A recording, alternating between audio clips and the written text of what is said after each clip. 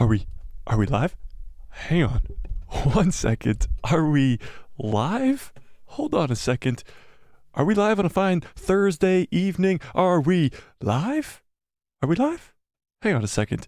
Did you guys just watch what I just watched in that Bad Batch finale and in that Mando episode 5? Did you guys watch what I just watched? Did you watch what I just watched? What is up, guys? It is Mike, a guy who loves Star Wars. How we doing on this fine Thursday evening? We got a lot of Star Wars stuff to talk about with that, of course, amazing Bad Batch finale yesterday. And the Mandalorian episode was just like, crushed it out of the park. I mean, we were getting a little bummed out about the Mandalorian and how slow it was and where the hell's the plot at. But now it seems like, okay, we're on track and we're getting it done. It's not like, okay, what's going to happen next week? No, we are on track, and this is awesome. So we do have some other Star Wars news to get to, all that other stuff. We got a bunch of stuff to talk about today. We have some Ahsoka news, which is very, very exciting. I can't wait for the Ahsoka show. But we do, of course, still have these two shows that just ended and that just started. The Bad Batch. The Bad Batch. So, of course, we're going to start with The Bad Batch today. We're going to break down everything, go through all this stuff and everything. But tell me what you guys ranked these two. We're just going to combine them as one finale, okay? Just makes it easier. It just makes it easier. It's a finale. So, rank the finale of The Bad Batch out of 10 in the chat right now. What did you guys think of this Bad Batch episode? What did we think? What did we think? What did we think? I mean, obviously, we're getting a third season. We had this conversation in another stream. I'm changing the color behind me. I don't like it. We're talking about the Bad Batch. I'm going with red. Red. Turn red. There we go. Red. We're talking about the Bad Batch. And so obviously, we talked about it a few days ago. Third season is coming. It's coming. Like, we were like, oh, is there going to be a third season, or is Darth Vader going to come in and slice all their heads off? Vader didn't show up. Heads weren't sliced. But we did get some cool stuff in those two episodes. So the first episode was, first of all, the summit wasn't even Mount Tantus. The Bad Batch actually never made it to Mount Tantus. They don't know that Mount Tantus even exists still. At least Omega does, because she's there. But Hunter and Echo and Wrecker still don't know that Mount Tantus even exists, which is kind of crazy. So the summit was actually Tarkin's facility on this mountain, and the Bad Batch had to break in there to track down Dr. Hemlock's ship, put a tracker on it, and then they would find out where Crosshair is on Mount Tantus. But that didn't happen. Those all ended up being blown up because we got an awesome cameo from Saw Gerrera, a younger Saw Gerrera, which was cool. And it was just awesome. That first episode, the summit, was so cool because when Dr. Hemlock walks into that room and you see not just Grand Moff Tarkin, easy for you to say, Grand Moff Tarkin, but you also see Krennic from Rogue One, and he talks about Project Starlight, which of course is the Death Star. It was just so cool. And then you had Saw Gerrera show up, who was there to blow up the entire base and take out all those heads of the Empire, take out Tarkin, take out Dr. Hemlock, take out Krennic, and maybe it would have done some damage, but like Hunter says, they would just be replaced pretty easily. But then, of course, you have them escaping, and because that base blew up, the rails that they were trying to escape on were shut down, and Tech goes to try to fix them, and Tech inevitably dies. So it was a bummer. R.I.P. Tech. Can I get some R.I.P. Techs in the chat? It was a bummer. We did predict it. We did predict that Tech was going to die a few weeks ago just because of how much time they've been spending on Tech this season. They gave him a romantic relationship. They spent so much time on him in the past couple episodes. Tech, it was a bummer. It was a bummer to say the least. However, there is many Star Wars fans out there that think Tech survived that fall. And it's really not that crazy. It's not that crazy that he could have survived that fall. When you look at his like backpack, let's pull up a picture of Tech. Let's pull up a picture of Tech. Tech from Bad Batch. When you look at his backpack or whatever he's wearing, it looks like there's like thrusters on it. Oh, here's a perfect picture. Hang on. Here's a perfect picture of it. It's definitely a possibility that he survived this fall. I mean, if the Empire went and found his goggles, because they throw the goggles at Hunter, then they would have gone and found his body, either for like saving him or for like research purposes. But if you look at this here, well, now my face is covering it. If you look at this here, Tech's clearly got some like jetpack action going on right there on the back of his jetpack or his backpack. So he could have survived this fall very, very easily. Could have survived this fall. It's possible. It is very, very possible that he could have survived that fall. Which, I mean, I would certainly hope he did, because honestly, Tech was finally becoming a good character, so a character that I liked. When you develop a character in a season like this, you're going to end up liking the character, and of course they killed him off, but that's a whole nother story. So so Tech, do we think he's dead? Do we think he's actually dead? Do you think Tech's going to be in season 3? Let's find out. Honey Badger first in says, "What's up, Mike? Bad Batch made me cry. Mando is back. 10 out of 10, respectfully. Enough to make a grown man cry." Yeah, I wouldn't say 10 out of 10. It wasn't perfect. They never went to Mount Tantus. Of course, it set up a 3rd season. I'd probably give it a 9.5 out of 10. And that's actually where I put my Mando episode this week too, but 9.5 out of 10. It was a great finish to this season. A lot of people complained about the first season's ending and how it wasn't all that cool. I thought this season was definitely better than the first season overall. But the finale especially, that finale was very, very, very, very, very good. And of course it ends. It ends with a giant cliffhanger of Omega being captured, being brought to Mount Tantus, and Hunter, Wrecker, and Echo don't know where she is. And they're going to have to go hunt her down and all that stuff. And that'll be the 3rd season. But she also sees Crosshair, and in the background you see some Bacta tanks, which some stuff kind of looks like Snoke in the background, but we'll get to that. And it ends with the scientist that has tried to help Crosshair a few times, that has been on Mount Tantus this entire time, who says that she's Omega's sister. Now, this is kind of wild, because she was supposed to be the only girl clone, Omega that being, and now there's 2. And this one is a lot older, and maybe she had like the accelerated growth thing like the other clones had. But it is strange that she has a sister. It definitely brings up a lot more questions than answers, this finale does, honestly. But going into a 3rd season, it would be very, very cool. Honey Badger says, "R.I.P. Tech, sorry. But I don't think he's actually dead." Hemlock also told Hunter, "Here's this. Here, this is all I could salvage. But no body, Tech lives." Yeah, that's true. Getting his goggles and no body, nah, that makes no sense.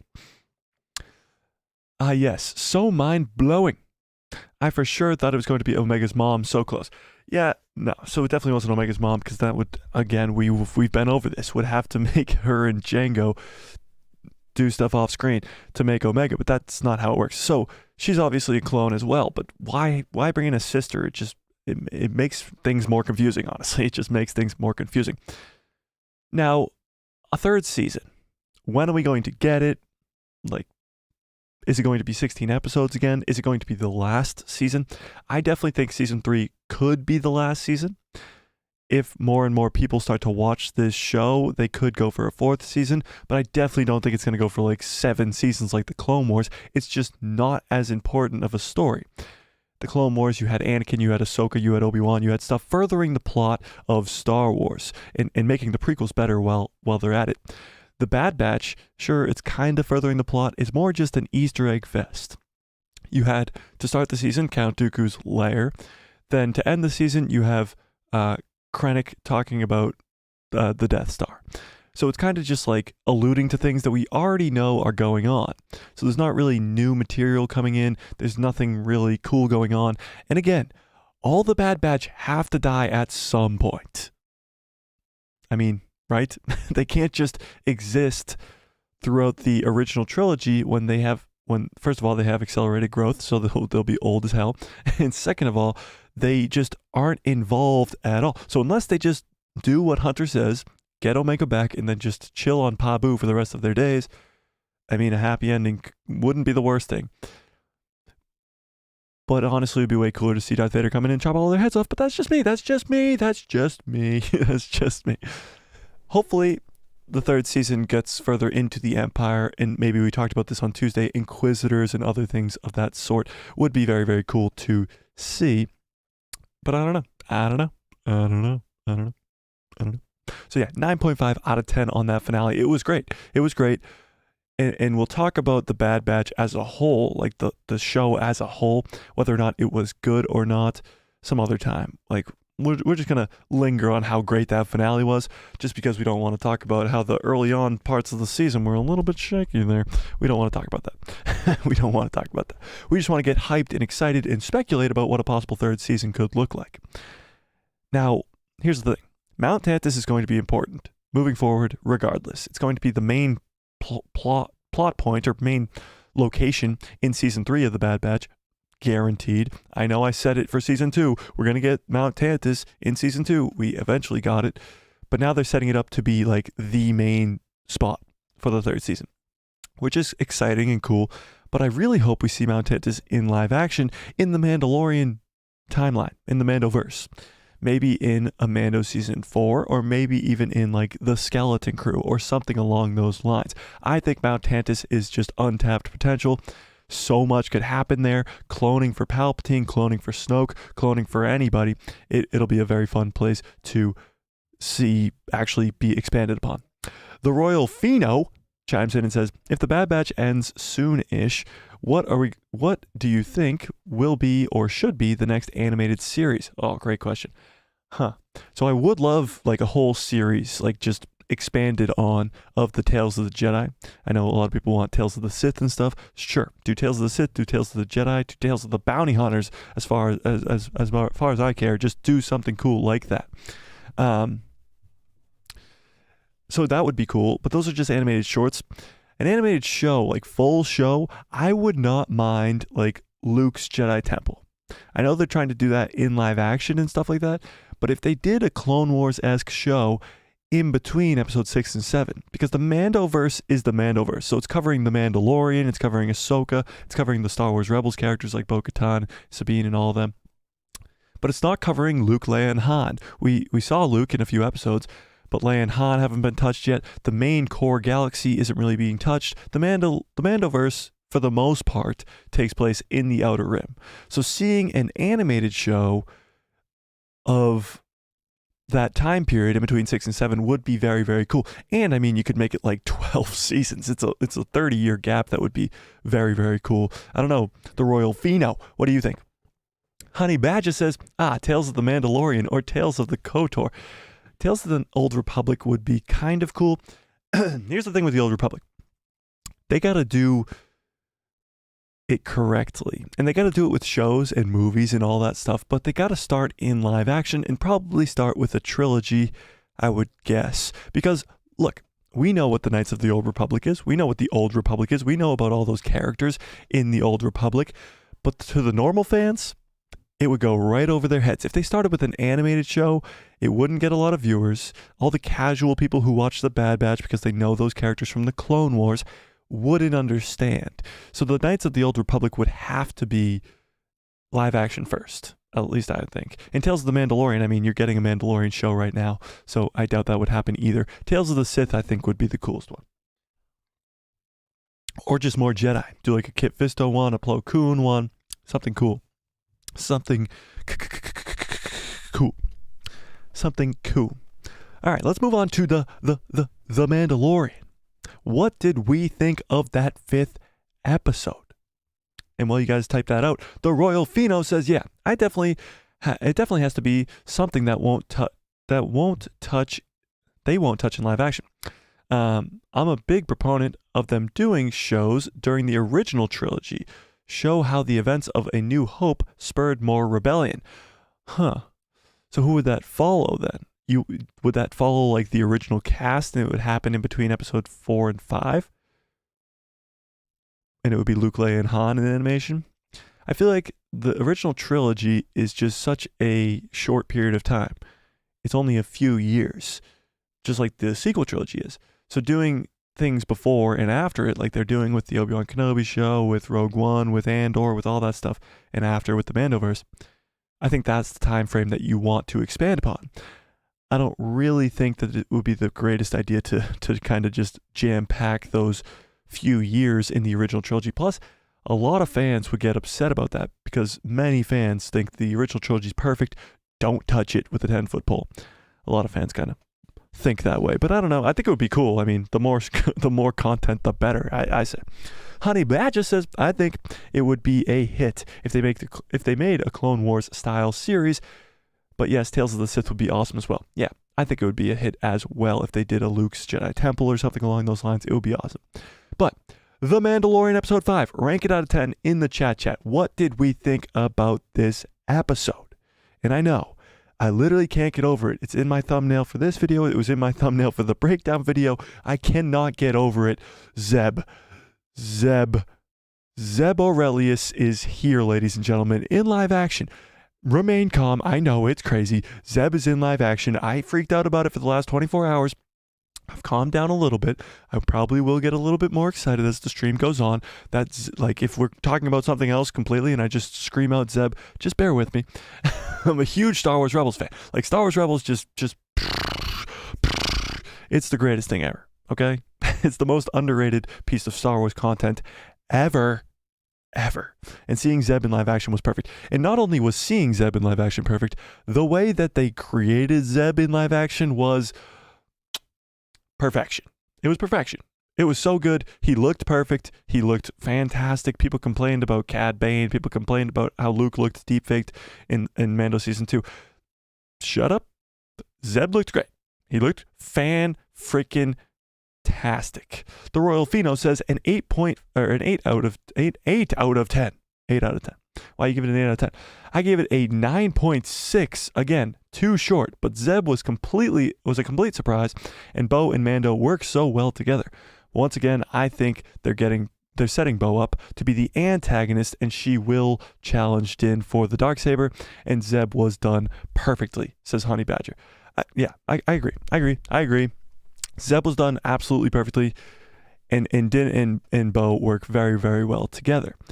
However, I still don't agree with you that Bo is going to become an antagonist. I just don't see it.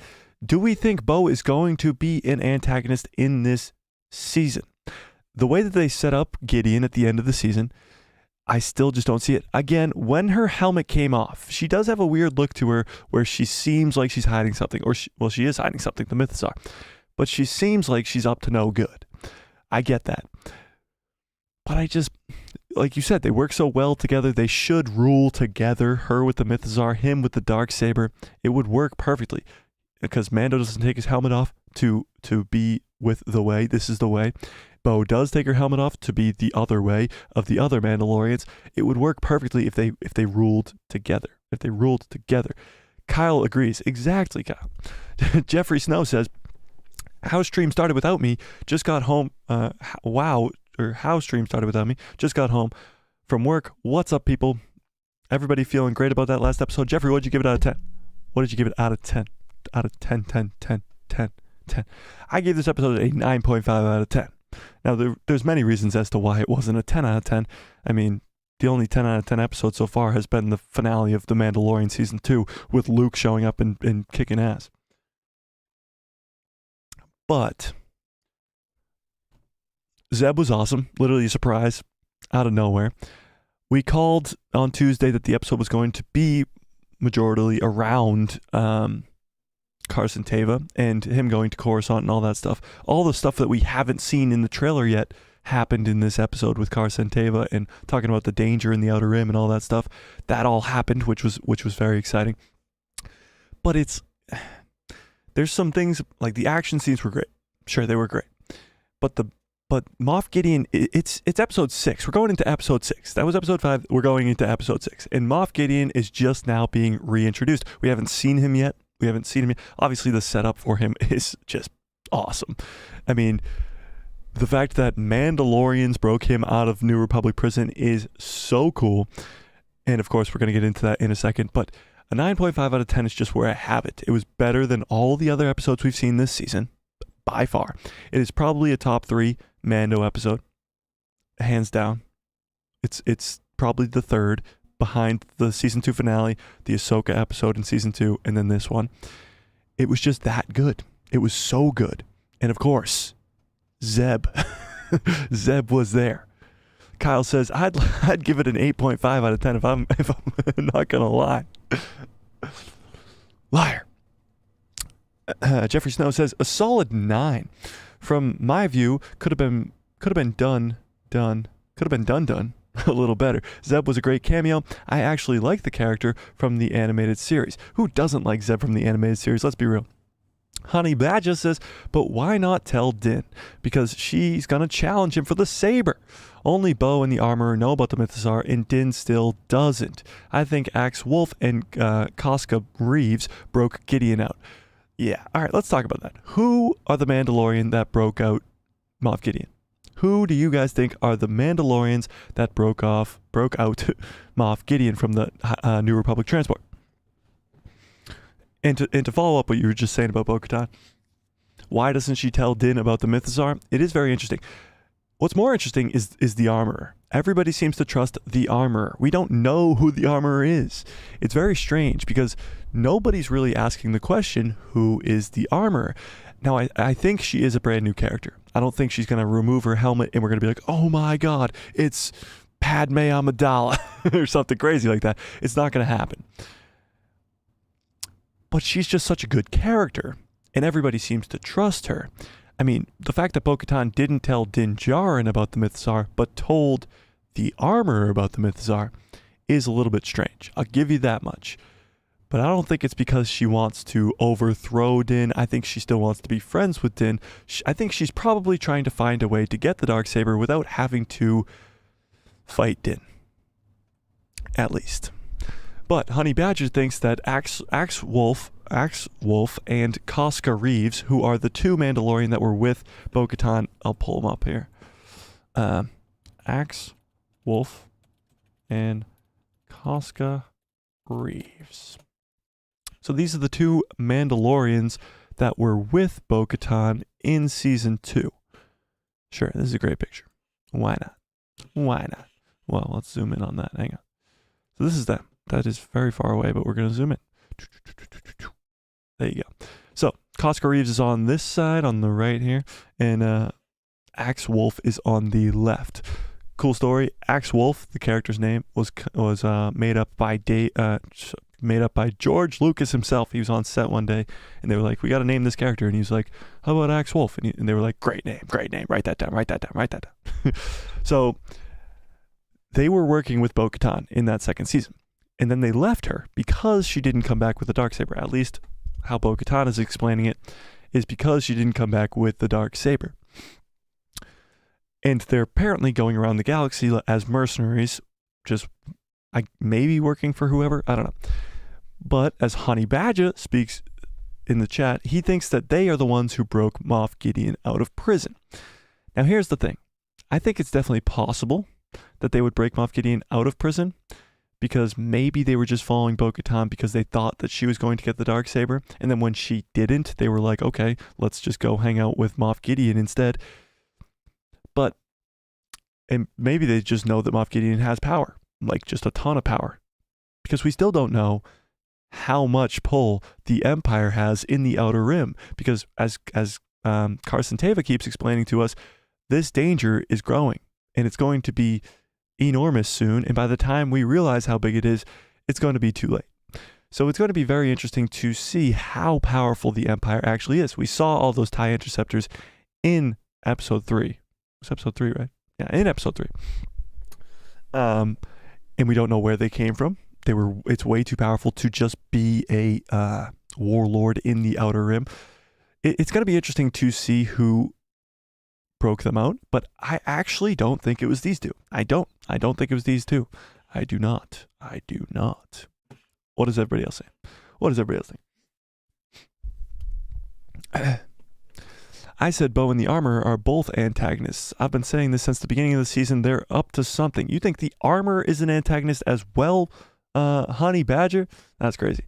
Kyle says it's secretly John Cena. That would make sense because he's invisible in all the scenes he's in. That would make perfect sense, Kyle. I think you're spot on.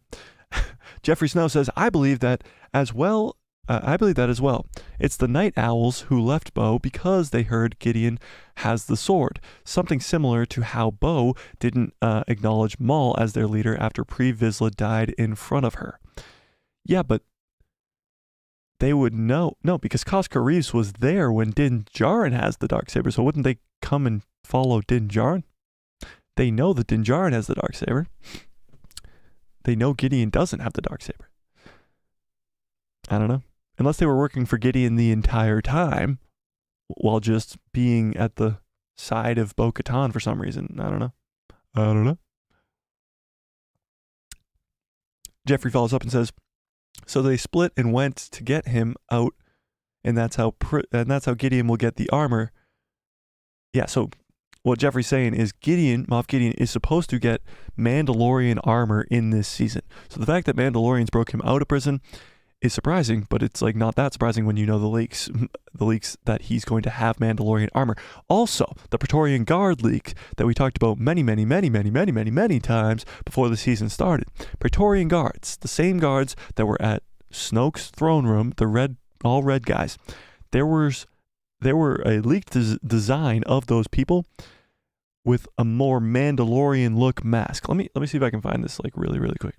Let me see if I can really quick find this. So, Mandalorian Praetorian Guards. Yeah, here we go. So this image was leaked from Making Star Wars months ago.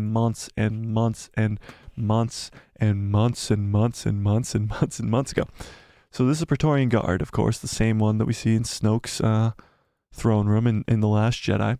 You can tell by the same weapon he has. But look at his helmet. That is not the same helmet at all. That is clearly a Mandalorian helmet, which is very, very cool. We don't know who's going to be on Mandalore. We don't. When they get back to Mandalore, which we know is coming, we don't know what's going to be there.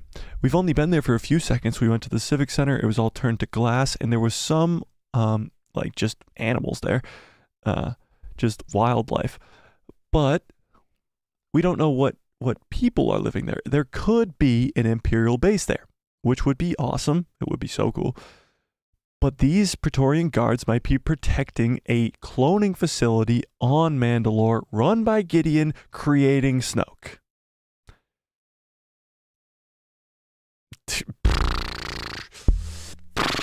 How cool would that be? How cool would that be? Whether or not you like the sequels or you don't, you cannot deny that a cloning facility on Mandalore with Praetorian Guards protecting it, wearing this armor that is being run by Moff Gideon, who was just broken out of prison by Mandalorians, and they're cloning Snoke by Dr. Pershing's research and using Grogu's blood. I mean, it literally writes itself. What we've been watching for 3 seasons, it writes itself.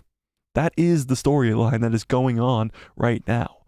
And it is very, very cool, and I absolutely can't wait. And I really hope that when Din and the armor and Bo-Katan and Paz Vizsla and all the other armors and all the other Mandalorian get to Mandalore, they just see a whole freaking army of these guys. These guys right here. It would be awesome. It would be so cool. It would be so cool. It would be so cool. It would be so cool.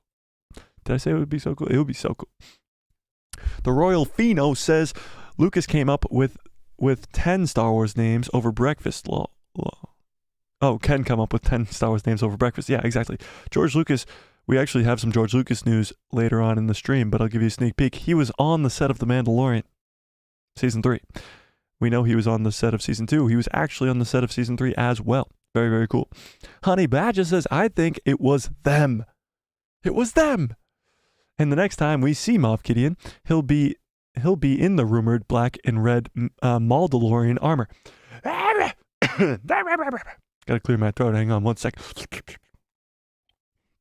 That was a weird noise. Okay. And yes, I never trusted the armor or bow. Yeah, exactly. Swagger Like Us says, in memory of Tech, crying emoji. Yeah, so you're late. You're late. We already had our service for Tech. Just kidding. Honey Badger says, I think it was them Casca and Axel, or Axe. I always want to call him Axel. Axe. And the next time we see Moff Gideon, he'll be... Wait, did you just send the same exact thing? Honey Badger, what are you doing to me? What are you doing to me? Here's who I actually think it is. You ready for this? Here's who I think this is actually going to be. Hang on, I gotta find it first.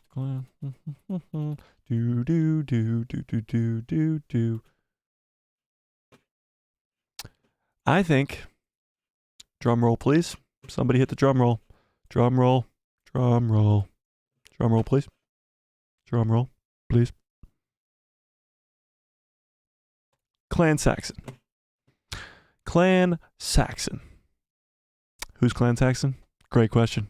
This guy right here. Gar Saxon. What a name. Gar Saxon. He's dead. We know this. He's dead. He's dead, right?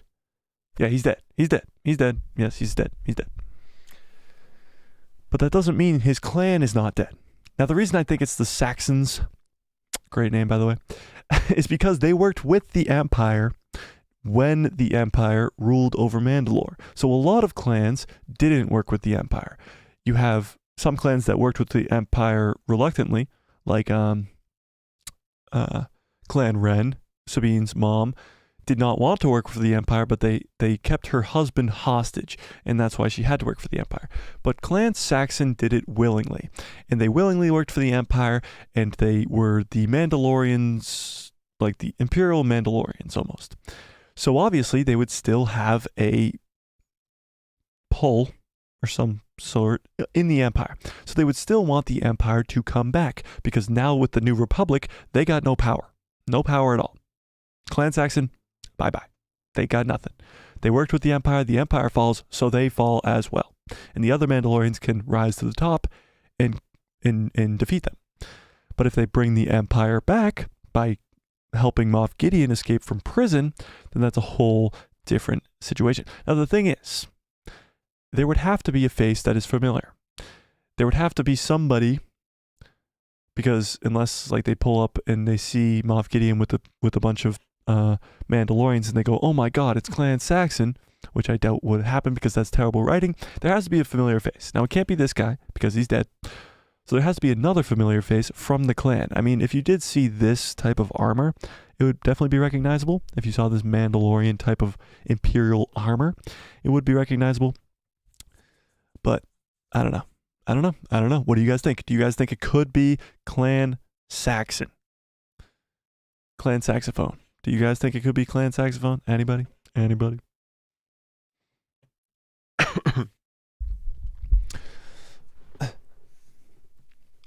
Jeffrey Snow says, I want a rematch against that Casca Reeves. She left Bo, and she's not even a great fighter. Probably still setting herself in with the Night Owls. You want a rematch between her and Boba, I'm guessing, Jeffrey, because you're a big Boba fan. By the way, we'll talk about Boba Fett not being in the episode because we'll get to it. We'll get to it. Swagger Like Us says, Bryce is directing next week's Mando episode. I'm so excited for more surprises. So yes, Bryce Dallas Howard is directing next week's episode, which as always is extremely exciting. Why is this better? Which as always is very exciting because Bryce Dallas Howard's episodes are always just leaps and bounds better than the others. I mean, not always, but you know, they're always good. She has yet to flop on an episode. Knock on all of the wood around you because I might have just jinxed the hell out of her. But with all that being said, Bryce Dallas Howard being in this directing this next episode is very, very exciting because, I mean, what this last episode just set up. We got Moff Gideon being broken out by Mandalorians. The other Mandalorians that we know of, Din, Bo, the Armor, Paz, other Mandalorians that they're with, are going to Mandalore. And it's just going to be just a clash. And I really hope, obviously, there's 3 episodes left, so this clash isn't actually going to really happen until the last episode. But I do think that Din and Bo are going to find out that Moff Gideon broke out of prison, either by seeing him in this next episode or just by finding out that he broke out of prison. in this next episode. And that I'm sure that will go very, very well. Tiny Plastic Universe, what is up? You made it. Okay, that's cool. Yeah, so that it's going to be very exciting. But who... All right, so with all that being said, the Axe Wolf and Cosca Reeves. Do you guys think it's Cosca Reeves and Axe Wolf, or do you think it's Clan Saxon, or do you think it's somebody else? Or do you think it's somebody else? Should we pull it up? Should we pull it up? Let's pull it up. Let's pull it up. Pull it up. Who saved? I'm going with saved. Gideon. Who saved Gideon? First answer. Axe and... I'm just going to put Axe. Axe and Cosca. Axe and Cosca. Number 2 is Clan Saxon. You know what just popped into my head, and I'm putting it as an option because it's just the greatest idea that's ever popped into my head just randomly at this very second. And now I just forgot the name of him. Damn it. What's the... Oh. It's going to be a surprise when I put it. Okay. Is that how you spell that? I don't even know. If I spelt it wrong, just yell at me for like days. Okay. Or other. So you got 4 options, okay? You got 4 options. And I think, honestly, the third option would be the coolest thing ever, and I really hope it's real, but that would be sick. The Crimson Dawn. Here's the thing. We talked about the Mandalorians. The Mandalorians, easy for you to say, the Mandalorians are Darth Maul's Mandalorians. For those of you who are unfamiliar, Darth Maul ruled Mandalore, had the Darksaber, sat on the throne, ruled Mandalore for a while. Then he lost the throne when Palpatine came and whooped his behind and took him as a prisoner. And then the Mandalorians, his Mandalorians, came and saved him from the prison that Palpatine had him in. And then he started the Crimson Dawn, a criminal organization that just was like underground, built up very, very strong. And of course we see it in Solo, the Star Wars movie, Solo. So, the Crimson Dawn would be insanity. If Kiara, who was trained by Maul, we know Darth Maul's dead. Darth Maul's dead. He's dead. He dies in Star Wars Rebels. Spoiler alert. He's dead. But Kiara is his apprentice. She doesn't have the Force, but she was trained by him. And she rules the Crimson Dawn. And the Crimson Dawn has become very prevalent in Star Wars comics right after Episode 5 of the movies. Episode 5, The Empire Strikes Back, is when the Crimson Dawn comes back and is at full force in the underworld. But we have yet to see or hear about the Crimson Dawn in this Mandoverse. A lot of people thought she was going to come in with the Crimson Dawn in the book of Boba Fett, which would have been awesome. But that didn't happen. But what if, just out of nowhere, the Crimson Dawn, and it could be Mandalorians because the Mandalorians could still be involved with the Crimson Dawn, came in and were the ones who saved Moff Gideon? It's very, very far-fetched, like absolutely far-fetched, and I really, really don't think it's going to happen, but it's possible. It is possible. It's possible. Honey Badges says Bryce Dallas Howard is a creative genius and needs to be involved with more stuff. Agreed. Jeffrey Snow says, could be them. Yes. Yes, Jeffrey. I have no idea what that's referring to, but yes. Honey Badges says, it could be, exclamation point. I'm in the middle of them. But Cosca and Axe. Okay.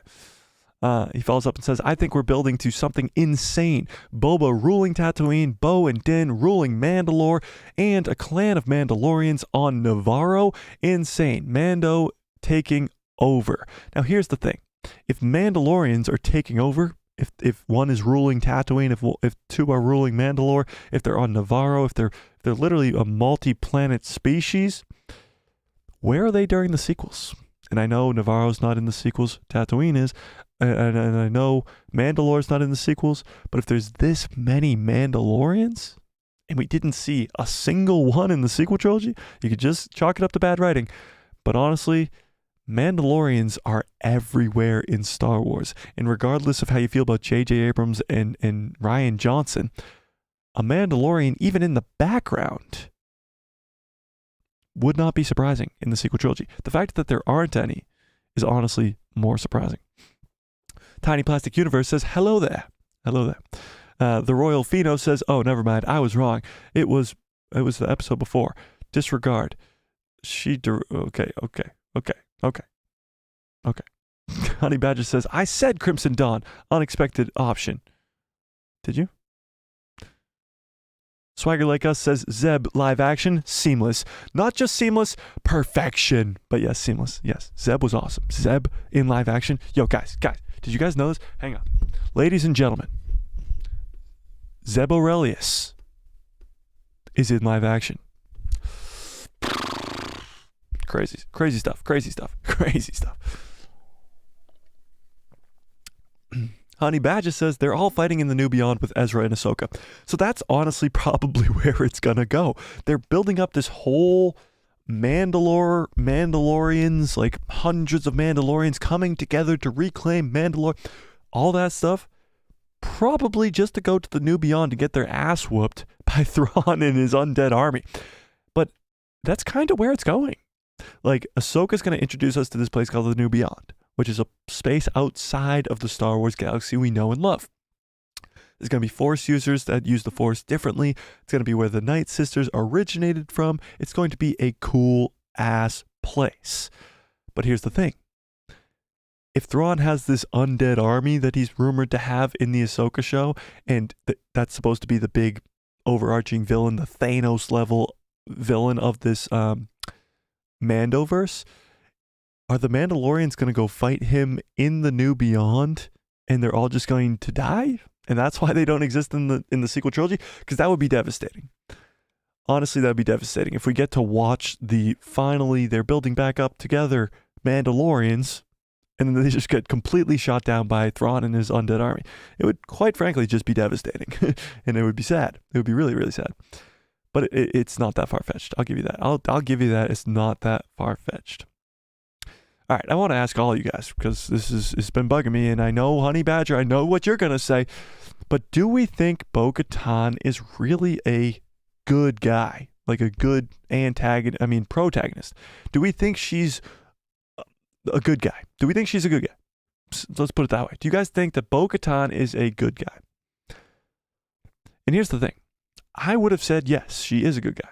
I would have said yes, she is a good guy after the last 3 episodes we got. Not this one that we got yesterday, but after the 3 episodes that we got. Or actually the first half of this episode, sure. When she's had her helmet on, she's been helping Din Djarin out. She's been talking to the armorer. She's been hanging out with the new clan. She's been doing all this stuff to help Grogu. Like, she is been a very good protagonist and a very good guy.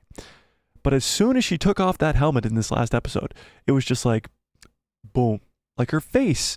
And I know it's her face, but it's her face. It completely just makes me think she's just hiding something. Like, and it is probably, she might be. And if that's the case, then hats off to Katie Sackhoff. Fantastic job. She's doing a great job. But it's crazy. As soon as the helmet came off, the last 3 episodes, I was like, okay, Bo-Katan's going to be a protagonist. She's going to rule with Din Djarin. But as soon as that helmet came off, and she gave like a weird look, and I was like, she's up to something. She's up to something. She wants the Darksaber. She knows about the Mythosaur. She's not telling Din Djarin. But I know. I still don't think she's the main antagonist of this season. I don't think she's an antagonist at all, actually. But I think she's definitely up to something. Moff Gideon's going to come in. He's going to be the big bad.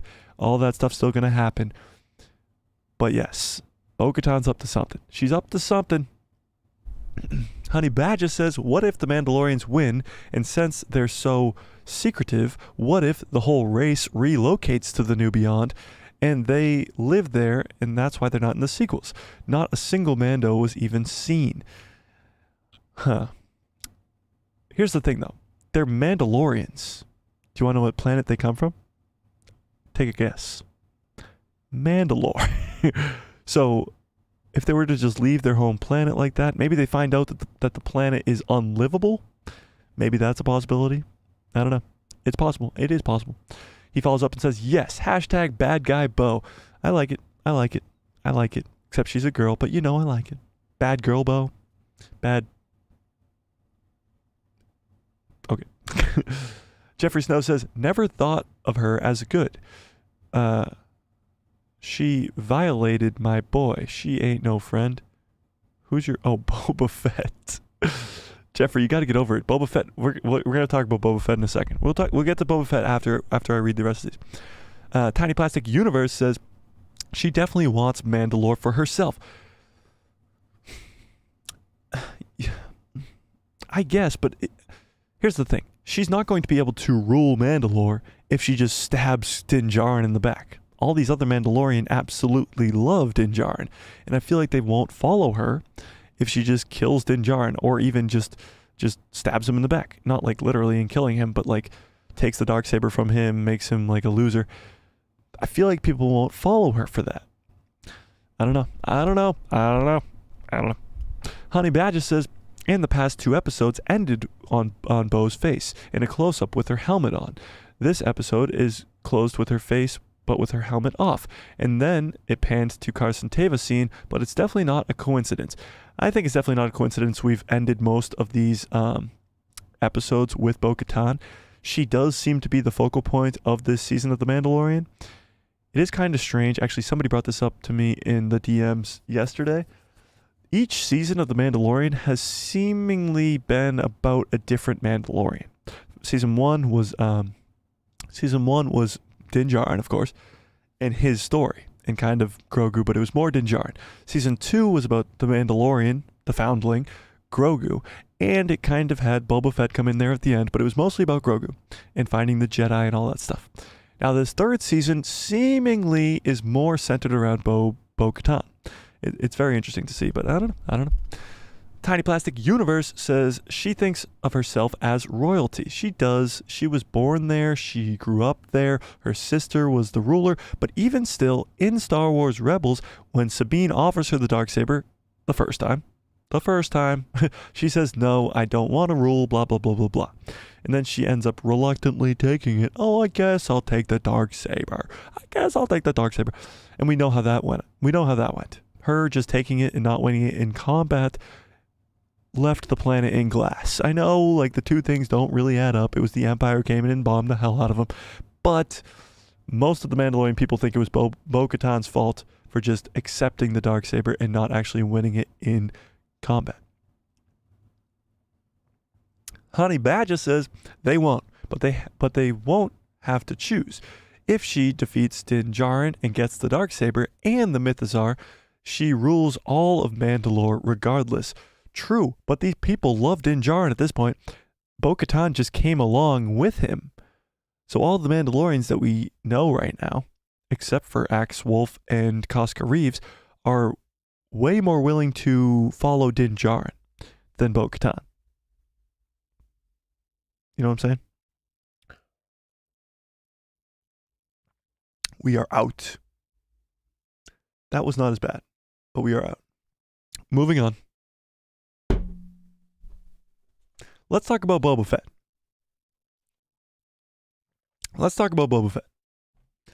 On Tuesday, I had my mind set up. I had it set up 100%. If you asked me on Tuesday, will Boba be in the next episode? I would have said 1,000% yes.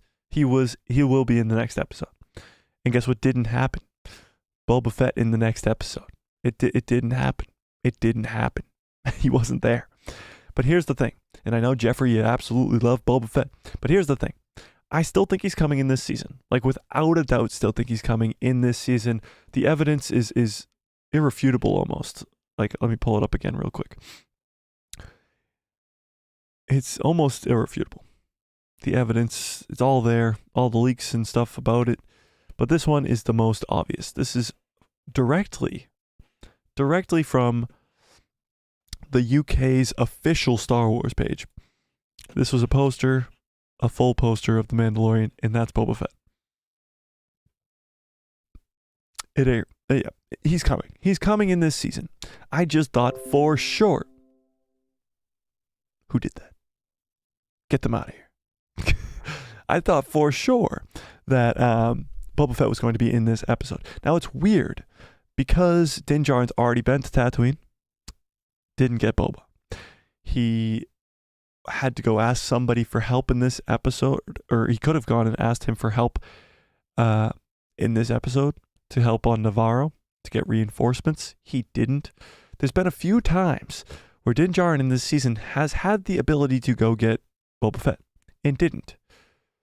So it's possible that Bo-Katan completely just turns on Din, like Honey Badger has been saying for weeks now. And that would make Din just feel like, oh crap, my girlfriend just turned to the dark side. And then he goes and gets his good old pal Boba to help him reclaim Mandalore. That's a possibility. Or they just go get Boba to help reclaim Mandalore anyway, because there's an Imperial presence there, and Moff Gideon escaped, something along those lines. But there's no doubt in my mind, and I know there was no doubt in my mind on Tuesday that he was going to be in this episode, but there really is no doubt in my mind that Boba will be in this season. Like, just no doubt in my mind. But when he'll show up now is kind of shaky. He might not even show up until the finale. It's very, very strange. I know it's crazy that he hasn't been in the season yet.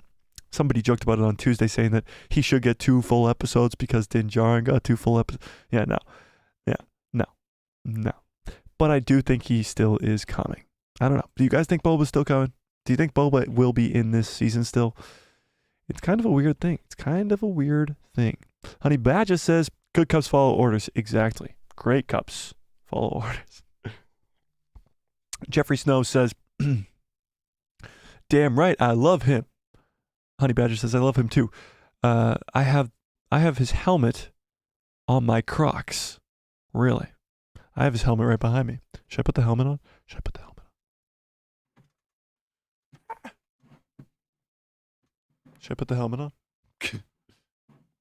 I can't pick up the helmet. There we go. I'm gonna put the helmet on, okay? I'm gonna put the helmet on. Okay, I'm gonna put the helmet on. Here, we'll move over my Legos so you guys can see those instead. Look, it's Darth Vader. Look, Boba Fett again. There we go. I'm putting the helmet on. Ladies and gentlemen, I'm putting the helmet on. Give me 1 second. Is this like mind-blowing to you guys? These aren't like glued to my head.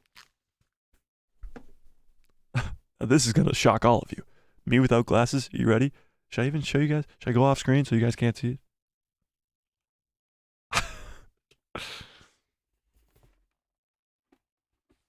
Okay, so, can you guys even hear me?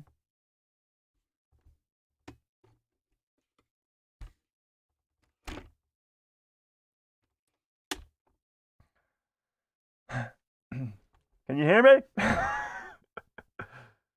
Hard to see out of this thing. Okay, swagger like us. See, it's even harder to read.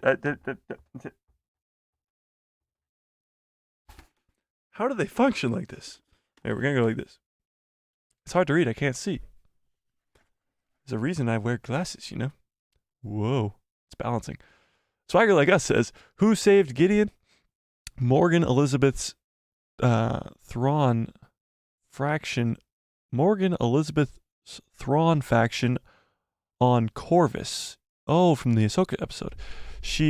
Her pure Beskar spear in season 2, the Jedi, could be a breadcrumb. Ooh, I like that theory actually. So this is like balancing on my head. Whoa. I like this look actually. I might do this more often.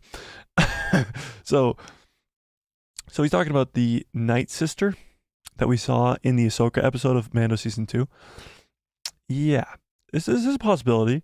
But that would definitely tie in Thrawn, and it would be awesome, and it would be so cool to see.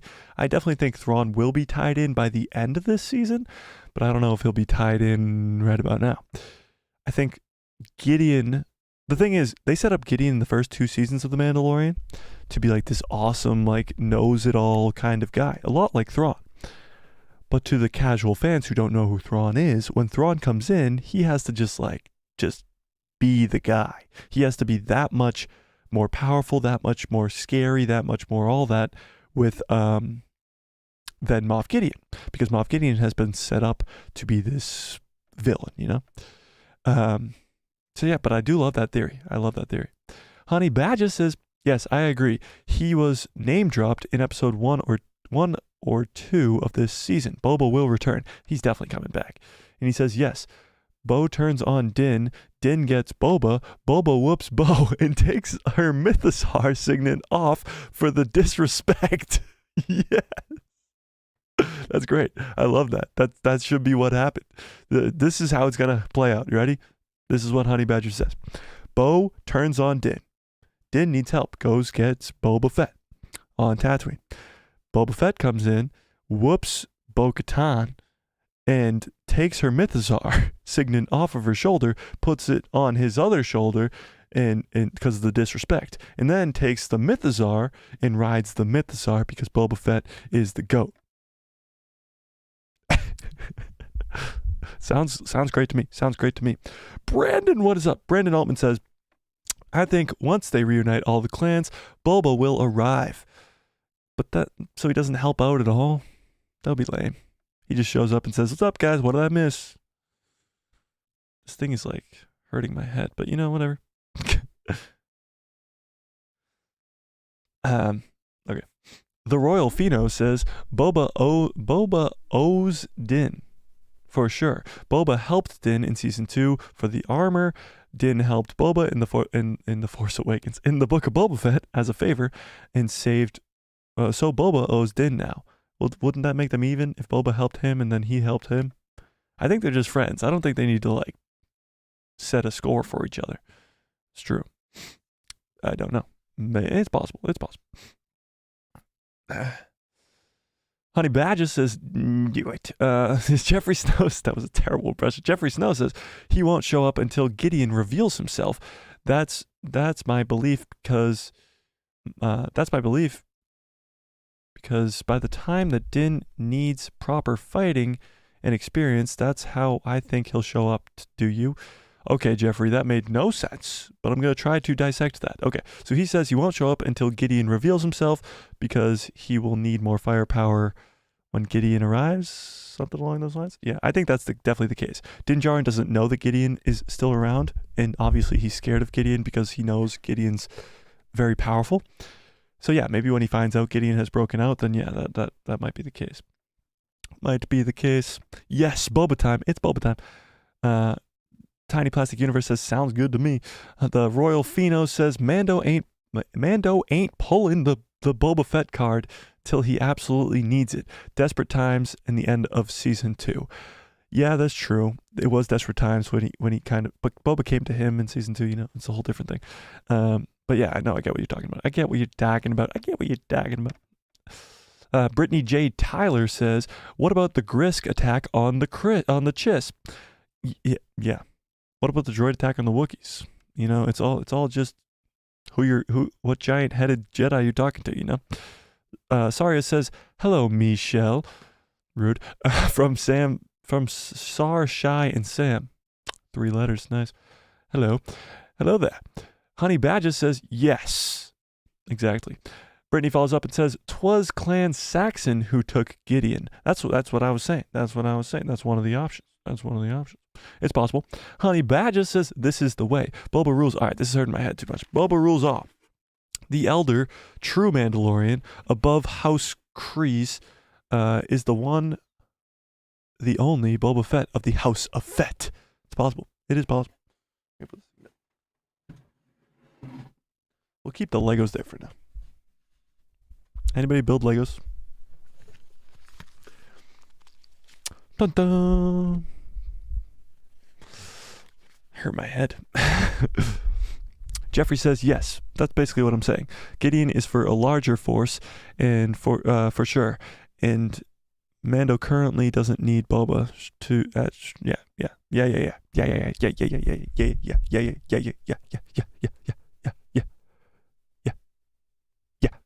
All right, should we get into some Ahsoka news? Ahsoka news? Because this actually does have to do with what Swagger Like Us was saying earlier about how it could be the Morgan Elizabeth's character and how this character might actually be heavily involved in the Ahsoka show, which is going to be very, very cool. But before we get into that, Swagger Like Us follows up and says there was a Mandalorian Season 3 leak months back claiming that Mando and Grogu would travel to a world with a dark side Yoda's species? What? I did not see that leak. That sounds like a whole lot of hoopla to me. The Royal Pheno says, who's Christopher Lloyd going to play? Oh yeah, Christopher Lloyd's in this season. He's going to be a voiceover. Is he going to be a voiceover, or do you think he will actually be a character? I forgot. Christopher Lloyd, who is the scientist, I believe, from Back to the Future, right, is going to be in this season. It was confirmed by Disney, I think, themselves, that he's going to be in this season, and he hasn't shown up yet. That's fascinating. Maybe he's a bad Mandalorian. That would be cool. Maybe he's a bad Mandalorian who saved Gideon. What do we think about that, huh? Christopher Lloyd. That's interesting. Who do we think Christopher Lloyd could play? Interesting.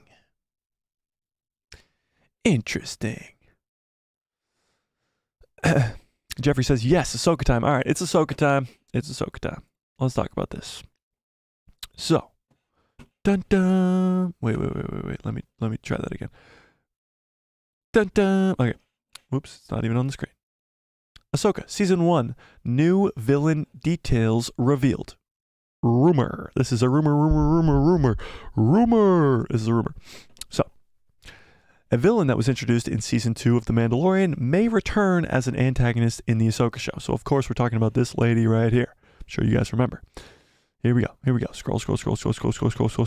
Morgan Elizabeth to have a major role in the Ahsoka show. This lady right here, the girl with the Beskar spear, the one who's trying to kill Ahsoka, the one who's doing all that stuff on that crazy planet. This girl right here. According to a new rumor from Making Star Wars, who was the one who also gave us that Praetorian Guard thing, Morgan Elizabeth will appear in the upcoming Ahsoka show in a major way. The rumor reveals that Elizabeth, who was played by Diane Lee, in Santo. If you guys are new to the stream, I am the worst with names, so just okay. In Season 2 of The Mandalorian, will be presented in the entirety of Ahsoka as the villain. Making Star Wars. I also can't speak. If you guys are new to the stream, I can't speak English. Also revealed that her role in the upcoming series will be to get Thrawn back to the core worlds from the unknown regions. This is a lie. They're trying to keep the new Beyond a secret by calling it the unknown regions. But the unknown regions is an actual place, so yeah, we will, yeah. Which is exactly the mission Ahsoka and Sabine were also on, trying to get Ezra Bridger. So this is what's going to go down in the Ahsoka show. This character, Elizabeth, Morgan Elizabeth, Elsbeth. Nobody told me I was saying Elizabeth this entire time. Come on, guys. Morgan Elsbeth is trying to get Thrawn back to the universe, and Ahsoka and Sabine are trying to get Ezra back into the universe. So, the rumors suggest that when Elsbeth appears in The Mandalorian on the planet of Corvus, she was using the planet's resources to construct a ship that could travel to the unknown regions, or the new beyond. It was previously rumored that Ahsoka could contain a time jump in the middle of the 8-episode season, but no specifics were revealed. So yeah, there's going to be a time jump in the Ahsoka show, probably right in the middle of the show. But yeah, we talked about that a little bit, I think, last week or 2 weeks ago.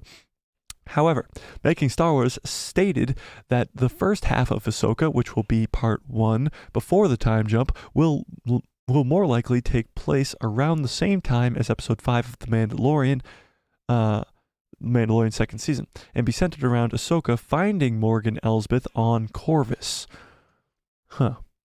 Interesting. The rumor also suggests that the second half of Ahsoka, which will take place after the time jump, could run parallel with Season 3 of The Mandalorian, or even after. This would mean that there would be a bit of a time jump in the middle of Ahsoka, but not a very long one. It would probably only be like a year or two at most.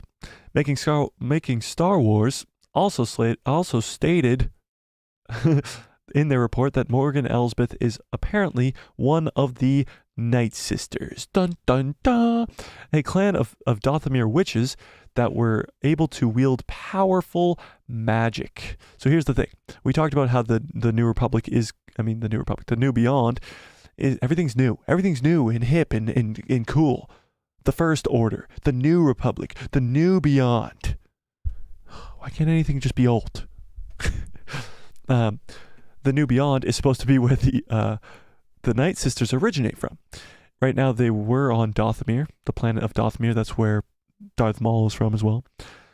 And we saw General Grievous wipe them all out, which was epic. But they wield magic. Now this is different than wielding the Force. They wield magic. So the New Republic, gosh darn, the New Beyond is supposed to have different Force users, but also have magic and be the origins of the Night Sisters. So this rumor said that at the end of Elsbeth's duel with Ahsoka in The Mandalorian, which was never actually shown on screen, could actually take place in the Ahsoka series. So we'll actually find out how that fight actually ended. The report also stated that Elsbeth could have used magic to get away from Ahsoka since she is a Night Sister, but that she likely told the former Jedi where Thrawn was before she escaped. Now, we won't read the rest of that article, at least for now, but what do we think about that? What do we think about that? What do we think? It's pretty crazy. I mean, the Night Sisters were such a cool thing in the Clone Wars that they definitely need to be, like, built upon more. But the thing is, it's kind of crazy that, like, the Night Sisters used magic and nobody kind of talked about it for years and years, and now Dave Filoni's going to explain all of it in the Ahsoka show, that they come from a different freaking universe. Like, this is some crazy stuff. But with all that being said, let's see what you guys thought. The Royal Pheno says, who's Christopher Lloyd going to play? We already talked about that. The Royal Pheno says, the best prediction I came up with is Christopher Lloyd ends up providing a key replacement part for IG-11. That could be possible. I think they've kind of just thrown out the whole IG-11 thing. They wanted to use him because of the fact that he was going to help him on Mandalore, but he got R5 instead. I don't know. It's going to be weird. It could be possible. Honey Badger says, I thought she dead. Definitely have to rewatch the Ahsoka episode. Yeah, no, she didn't die. Ahsoka doesn't kill her. She asks her where Thrawn is, and then it cuts away. So you don't know where Thrawn is, and you don't know what happened to her. But maybe she did escape. It's possible. A scientist? I have no idea what you're talking about. She was disarmed. Yes, she was. Brandon Altman says, I would love to see Christopher Lloyd play a Death Watch Mando that saved Din when he was a kid. Oh, that would be so cool. More Din Djarin flashbacks from when he got saved. That would be cool. But I think it's more likely... Oh, and you're saying, like, he's the one who broke Gideon out, and, like, now it's just like, oh, it's like, he saved me when I was a kid, brought me into the Mandalorian culture, but now he's the bad guy because he saved Moff Gideon. Brandon, that would be so cool. I don't know if that's what you meant, but that's what went through my head, and it would be awesome. Swagger Like Us says, Bruce Lee's granddaughter. Is that Bruce Lee's granddaughter? That's pretty cool. I actually did not know that. Honey Badger says, I bet the time jump in Ahsoka is when she leaves Luke in the Book of Boba Fett. Then flash forward to present time, taking place after the events of The Mandalorian Season 3, so that we can get a filler of the 2 years. That is possible. That is very, very, very possible. I could see that happening. Brittany J. Taylor follows up and says, Thrawn isn't the villain. The Grisk are. It's the logical explanation. Brittany, I know you don't want Thrawn to be a bad guy, but he's the bad guy. He's going to be the main villain. He's the Thanos of this Mandoverse. He's going to be the main villain. I know. It's crazy, but it's gonna happen. Swagger Like Us says she has pure Beskar too. She said during the Clone Wars she plundered worlds. That's true. There is a lot of questions going around about this Morgan Elsbeth character. She's a very cool character that was introduced in one episode of The Mandalorian, never seen again, and she's rumored to be a Night Sister and had a Beskar steel spear, and now it's like just what? There's so many questions around that character, and I do think Dave Filoni's going to give us some answers in the Ahsoka show, which will be awesome. It will be awesome. Let me end that poll, see what you guys thought about that poll. I want to see where that poll ended. 33% of you think it was Axe and Coscar Reeves, and 33% of you thought it was other, and 22% of you thought it was Clan Saxon. 11% with that Crimson Dawn. Love it. Represent. But yeah, no, I definitely think it is going to be... So who did you guys think it was the other? Those 33% of you, who did you think was the other? Is a good question. So we do have some other news. Let's talk about this, okay? We talked about this last week, I think. The Acolyte show got an intimacy coordinator, okay? Now, what does this mean? We talked about this a little bit last week. It got a little touchy. We didn't really want to talk about it. But here's what happened. We talked about it anyway. Star Wars hires intimacy coordinator. So, intimacy coordinator, of course, I mean, you guys, intimacy coordinator, 2 + 2 = 5. It's not rocket science. We don't have to talk too much about it, but the Acolyte could be getting steamy. All right. We won't get too far into it, okay? But it's just funny. I thought it would be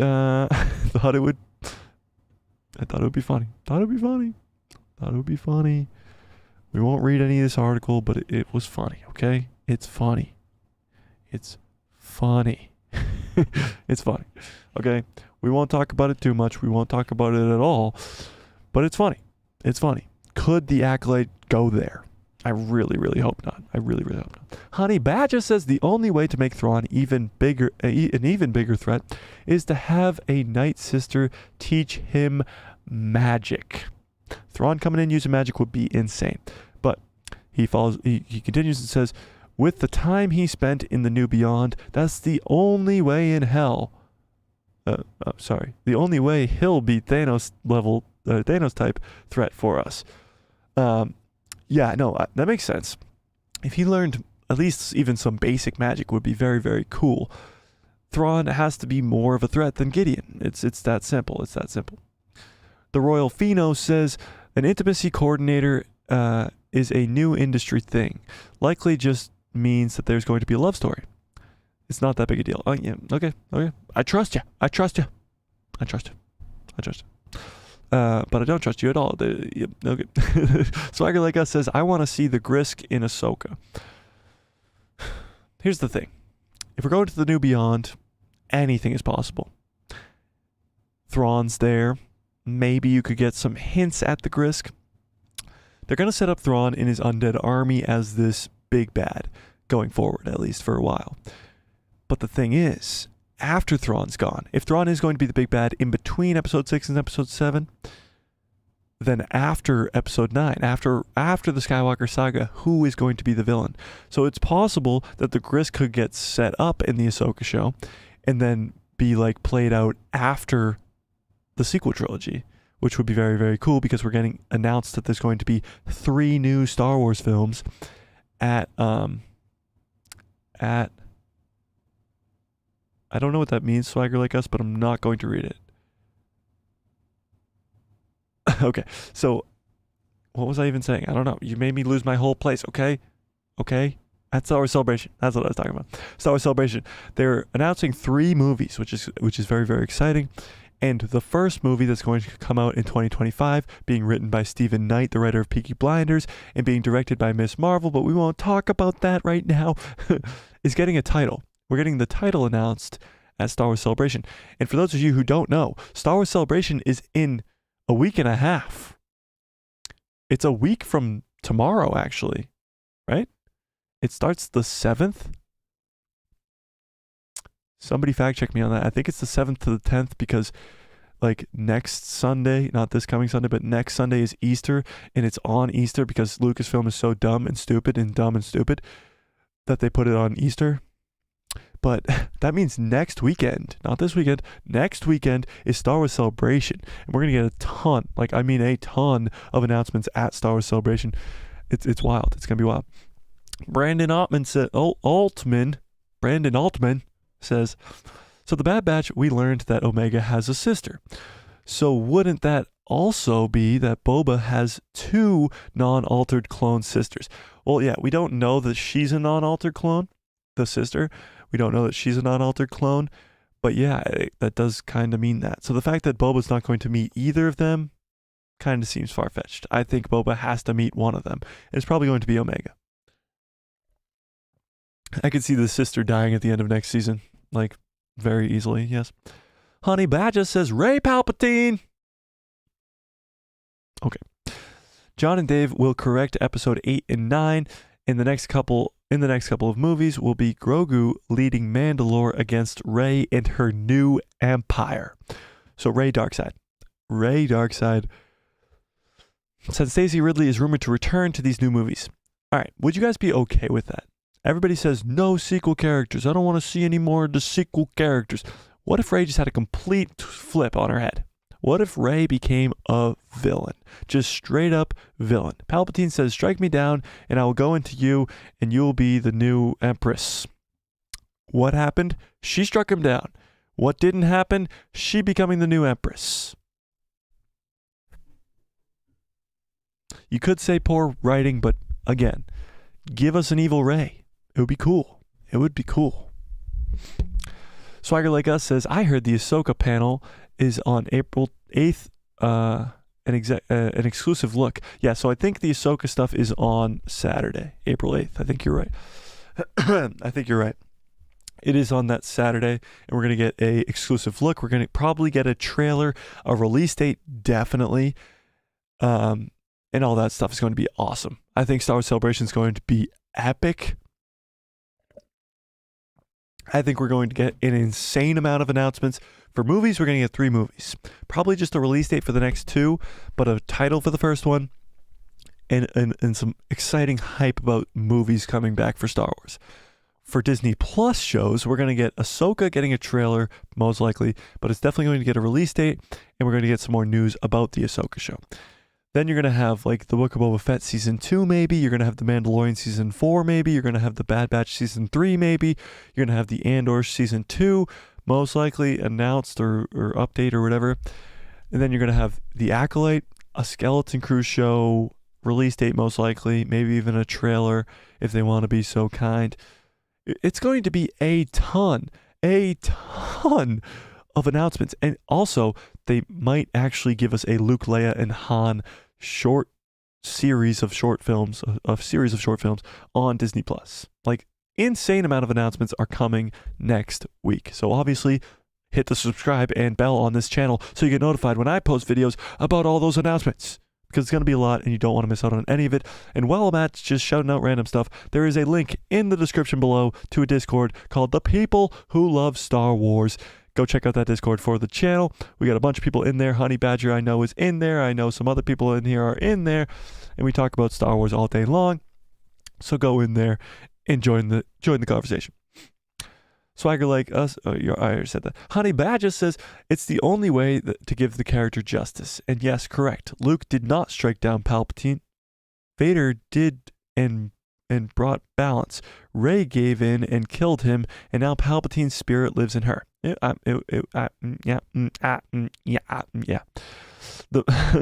The Royal Pheno says, if they make a new trilogy as a 10, 11, 12, some sequel characters need to return, and Grogu needs to be involved, and I'd have Mando influence for sure. It's just risks spoils Grogu's survival. Grogu's gonna survive. I mean, he's the fan favorite character. He's gonna be on everybody's shirt. Look down, he's on your shirt right now, guaranteed. He's going to be everywhere for a long, long time for the brand of Star Wars. So him showing up after sequels is not surprising at all. But yeah, I do hope they do make it a 10, 11, 12. I hope they don't just make it a one-off film. They got to do a trilogy. Get people excited, and have hope for a trilogy. I do. Jeffrey says, I will join later. Pin details for the Discord, Jeffrey. It's in the description of almost every video I post. So yeah, if you want to join the Discord, go check that out. Watch Darkside Raid coming. It's possible. So, like I mentioned earlier, George Lucas, Star Wars Celebration is going to be epic. Boom, there, boom, yeah. Yeah. George Lucas was on the set of The Mandalorian Season 3. This is kind of cool. I mean, anything George is involved in is awesome, because George isn't really involved in much anymore. But here's the news. George Lucas was on the set of The Mandalorian Season 3. Ready for this? Are you ready for this? Are y'all ready for this? George Lucas continues his tradition and once again visits Star Wars The Mandalorian set. This time for Season 3. He was previously spotted on the set for both Season 1 and Season 2. Most notably, the picture of him seeing Grogu for the first time. And of course, the picture with him and Ahsoka was cool as well. This information comes from The Mandalorian stunt double, Brandon Wayne, via the Star Wars Sessions podcast. He says, I think his influence happens well before he gets on set. Most of the time, every once in a while, but I think he's very comfortable with Dave Filoni and now Jon Favreau. I'm sure because, and I mean, how could you not be at this point? But yeah, he came in on Season 1, Season 2, and Season 3. How awesome is that? George Lucas is involved in The Mandalorian because of Dave Filoni and Jon Favreau, but because his apprentice, Dave Filoni, is working on it. Meaning, if you put Dave Filoni in charge of everything, George Lucas will show up for everything. No, I'm kidding. But if you put Dave Filoni in charge of a movie, then George Lucas could be on the set helping out on a Star Wars film. It would be so cool. It would be so freaking cool. But George Lucas was there, and he's been there for every season, which is awesome. Great news. Fantastic. The creator is there and involved in some way. Even if it's just like a tiny little detail, he's involved, which is cool. Very, very cool. Honey Badger says she's using Force Lightning. No Jedi could use that. Sorry, clone of a clone or not. Yeah, no, you're right. The Royal Pheno says they need to plan episode 12 they need to plan 12 and not be the end though. Setting up 9 as a final movie was a mistake. They rushed it to the finish line, and everybody knows they would do more. They need to set up more movies. Yes. They set up 9 as this end of the saga thing. The saga ends. Like, it was stupid. It was dumb. It was stupid. It was dumb. But yeah, if they do a 10, 11, 12 should not be the end. It should always have room to grow. And that's what 9 did not do very well. Honey Badger says because The Mandalorian is George's vision with Dave Filoni's own twist. That's why The Mandalorian is such a success. Just as The Bad Batch is to the Clone Wars. So he's saying George created the Clone Wars and George created kind of the story of The Mandalorian. Yeah, like you said, it's Dave Filoni's twist on it. But yeah, it's Dave Filoni's twist on that, and The Bad Batch is Dave Filoni's twist on the Clone Wars as well. Yes and yes. Yes and yes. Crazy. I agreed with you twice. Wild. Do we have any other Star Wars news going on in the world right now? I mean, those episodes from yesterday were just so freaking good. Zeb Aurelius was there. It was great. But yeah, no, it was great. I mean, you had Tech RIP, you had Hopefully He's Still Alive, you had the 3rd season set up perfectly, and of course, The Mandalorian. Zeb. Did I mention Zeb yet? Oh, it's so cool. So cool. So freaking cool. So cool.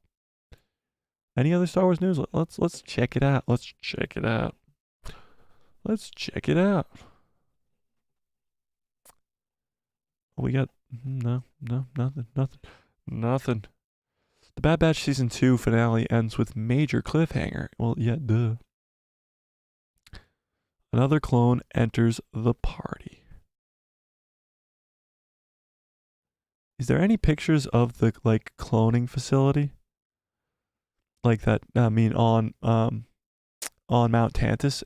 Does anybody actually have a picture of those tubes? Let's find out. End of Bad Batch.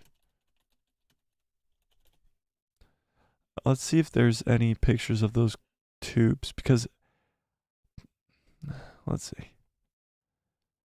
I could have sworn I saw something that looked eerily similar to Snoke in one of those bacta tanks on Mount Tantus. But I can't find any pictures of it. They're hiding it from me. Hiding it from me. Did anybody else notice Snoke in the bacta tanks? Oh, I just said that, honey badger. What? Okay. Yeah, no, I noticed that. I did notice there was a very similar Snoke-esque clone in the bacta tank there. It was very cool. It was very cool. I don't know. I don't know.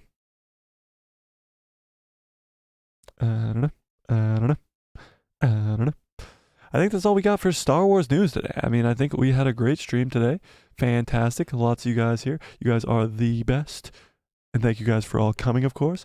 Smash a like on this video if you liked it. Hit subscribe and hit that bell so you get notified every time I post a video. And my pretty face will show up in the recommended feed of yours.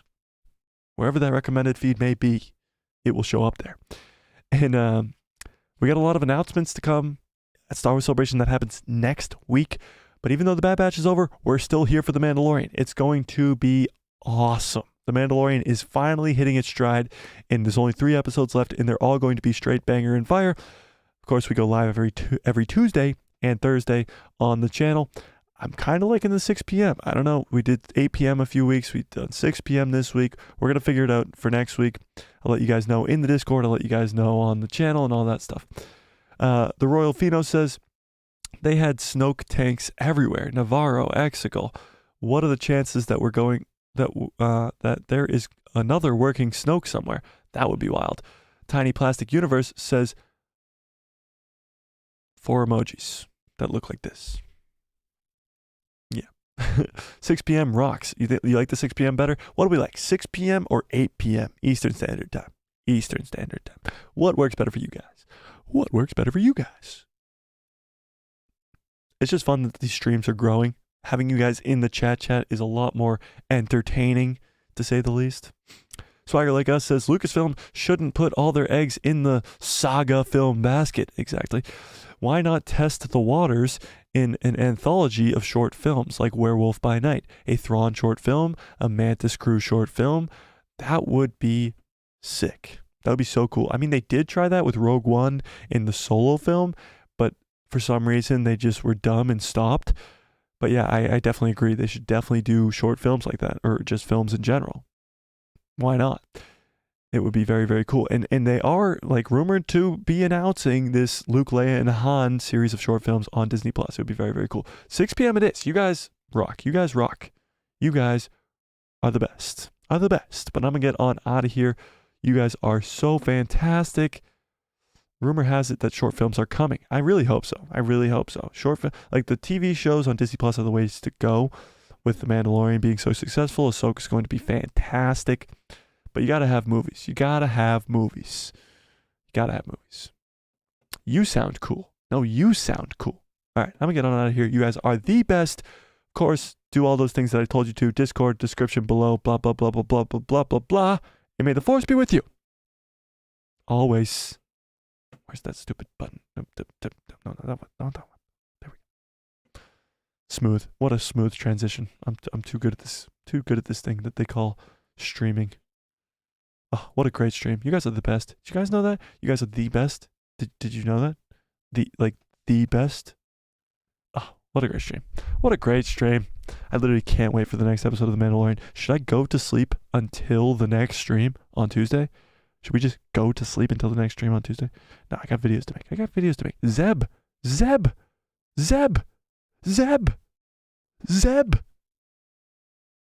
Zeb.